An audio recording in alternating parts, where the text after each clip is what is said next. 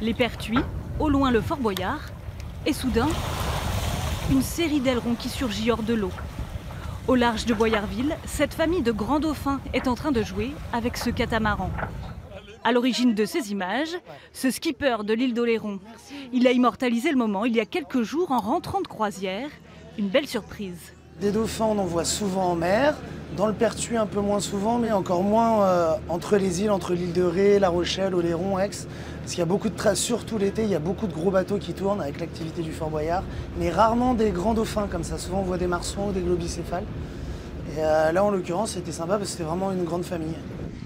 Des grands dauphins, si proches des côtes, c'est de plus en plus courant.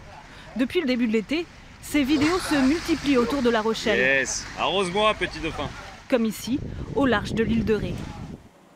Pour ce scientifique, l'espèce est de plus en plus visible depuis déjà quelques années, pour plusieurs raisons. Cette recrudescence et cette apparence plus périodique en été peut être liée à de la poursuite alimentaire, donc de l'alimentation, et aussi peut-être des conditions plus favorables pour les mises bas, pour les petits aussi, tout juste naissants, d'avoir 2 à 3 degrés de plus à l'intérieur des pertuis. Mais ça n'est que des hypothèses. Pas question pour autant d'en déduire que la population de ce cétacé est en augmentation. Comme tous les mammifères marins, le grand dauphin est protégé. Attention donc à adopter les bons gestes si vous en rencontrez au cours de l'été. Ce qu'il faut éviter, donc, c'est d'approcher trop ces animaux, d'être à une distance environ 100 mètres.